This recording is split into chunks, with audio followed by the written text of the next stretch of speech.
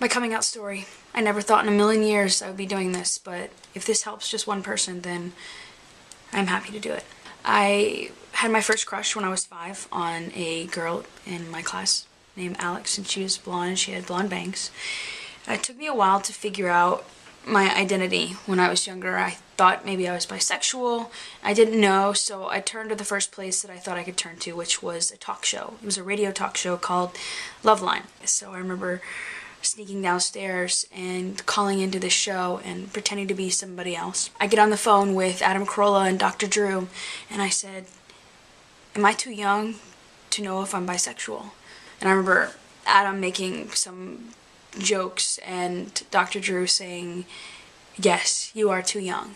So at the end of this, it was cool that I got on a radio show, but it was really disturbing because I felt like now I had no idea who I was and where I could turn to. So I remember going to school the next day and thinking, oh my God, even though I went by some other name on this talk show, what happens if somebody at my school, which I went to a small private school, recognized my voice, and then everybody in my entire school is going to find out that I'm bisexual and everyone's going to hate me, and all of those awkward thoughts you have when you're younger. And I remember walking up the sidewalk to go meet my mom. She was picking me up from carpool.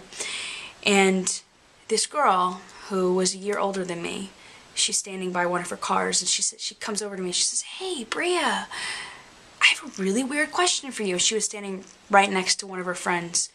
I was like, "Yeah." She said, "Were you on Loveline last night?"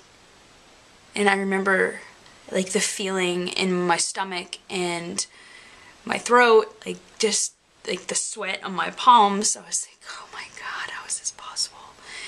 And I just was like, no. And she's like, "Are you sure? I could have sworn that was you. It sounded just like you."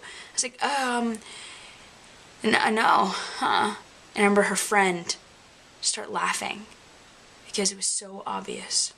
To this day, I never confronted her, and she has no idea that she was the first person to know my sexual identity. So fast forward, after that awkward experience, I decided I needed to talk to somebody. I needed somebody to actually know what I was going through that I could relate to. So I decided to come out to 2 of my closest friends. Thankfully, my 2 closest friends, one of them's mother was a lesbian and the other one's mother was bisexual.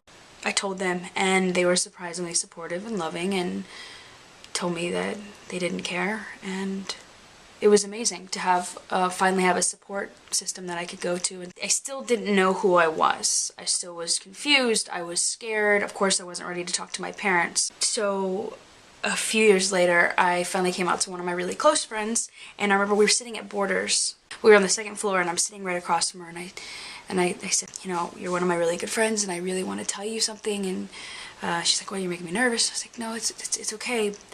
I'm into girls." And she's like, "Oh my God, the Backstreet Boys posters went down and the Avril Lavigne posters went up." I was like, "Yep, I have a pretty big crush on Avril Lavigne." Then I started realizing it was okay to tell my friends, and that was the turning point. When I got all the support, I was like, I'm gonna come out and tell all my friends, but again, still not ready to tell my parents. So fast forward a couple years, I'm 16, and I'm going into my junior year of high school, and my parents send me to an acting camp, and I love acting, and I love performing, and I love singing. I'm like, this is gonna be awesome. And I just meet a group of just incredible, outgoing, fun, positive people. And this was just totally I was in my element. And I ended up making really good friends with 2 girls in particular. One was named Lauren, and one I'm just going to call M for her privacy. The 3 of us were inseparable. We spent the night at each other's houses. We did everything together. I started having feelings, and I didn't know what was going on, like who it was targeted towards, but I knew there was feelings. I remember, this is really tacky, but all 3 of us were laying on the pavement one night, and we see a shooting star. I remember wishing that something would happen. Me and Em in particular were very inseparable, and at camp we were like giving each other hand massages, and I remember we were singing together. We were singing Nothing from a chorus line, and we were belting it out, and there was just so much chemistry between us. It was like nothing I've ever felt. She was so beautiful and smart and confident and fun and charismatic, and I was so drawn to her, and I knew what it was, and I knew this is my first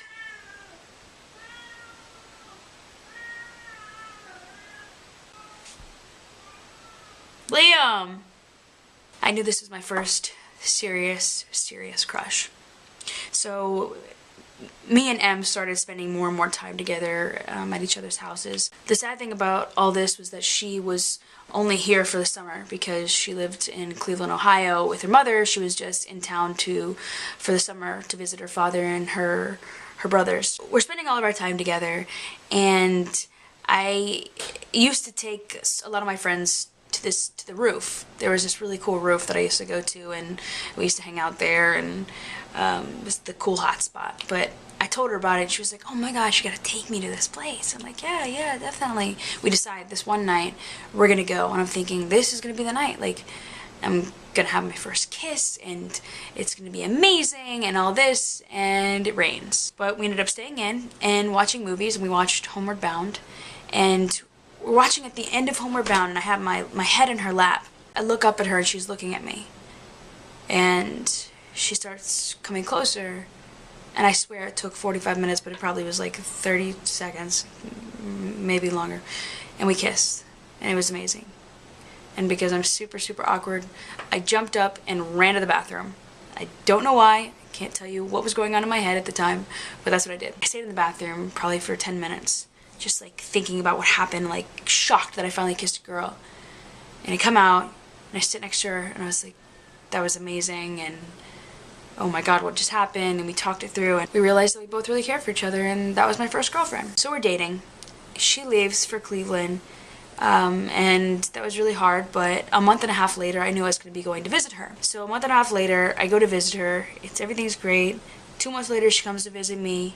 Things are great. A month later, she comes back. I'm in her father's basement with her, and we're talking and everything, and I'm telling her, you know, all these deep secrets of mine.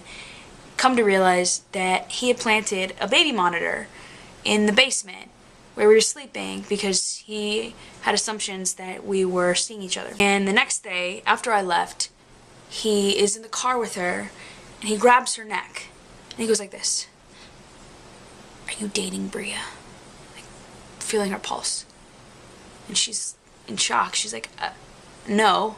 But of course her heart rate is like through the roof. He's like, I know you are. You can't lie to me. And you're not going to lie to me.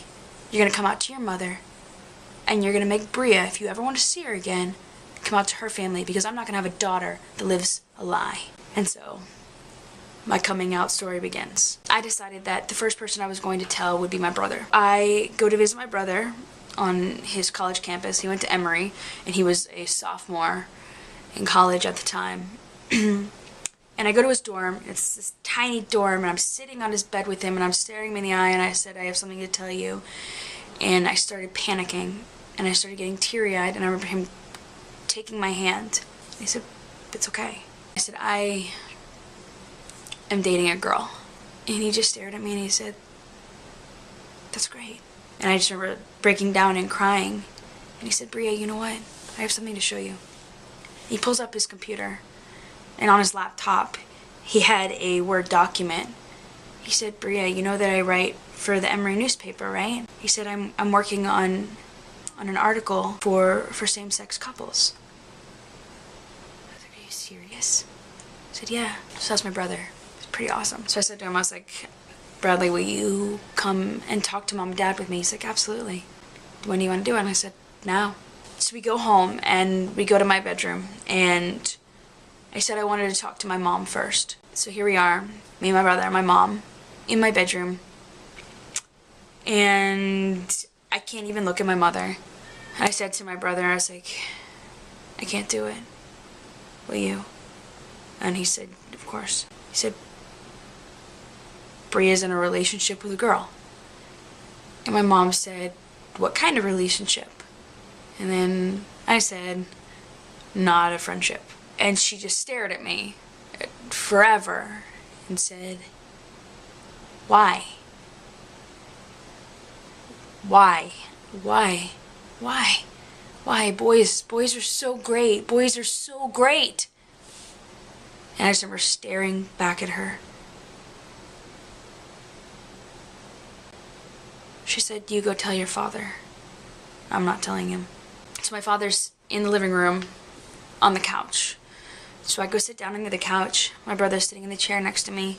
And I said, "Dad, I'm in a relationship with a girl." And I just started crying uncontrollably. And my dad's response was nothing like I thought it would be. Honestly, I thought my mother would be easier and my dad would be the hard one, but it turned out to be the reverse. My father stands up, sits right next to me on the couch, and puts his arm around me, and he says, "I think you're beautiful, and I think it's fine. It's okay." Here I am, like, uncontrollably crying. I'm like, it's okay. I'm not worried about you, I'm worried about people's response to you. I'm crying and crying and crying, and he finally decides to lighten the mood a bit, and he says, "But I'd really like her to be a nice Jewish girl, whoever you end up with." That was me coming out to my parents. The next week, my mom approaches me, and she asked me a question that I will never forget. She says, "Bria, when will I look at you and stop seeing gay?" And I remember it taking me some time to process, but not being offended. I couldn't look at myself and not see gay, so I can't expect her to look at me and not see gay. And I totally understood what she meant. She wasn't judging me or being homophobic. It was just her way of processing. What I'm trying to say with all this is that it might take your parents or your loved ones or your siblings or whoever some time to process. They might not be extremely supportive or say what you want them to say, but in the end, you never really know. Sometimes time is all it takes. I hope for the best for every one of you that decides to come out, and I hope all of y'all's families and parents are wonderful, and they do and they say all the right things, because I know it's really hard. But it was after I came out that I became the person I am. I felt relieved. I felt like a weight was lifted off of me, and I felt like I could completely be myself. I guess that's it. Thanks for watching my super long coming out story. I guess I'll see y'all later. All you young people, feel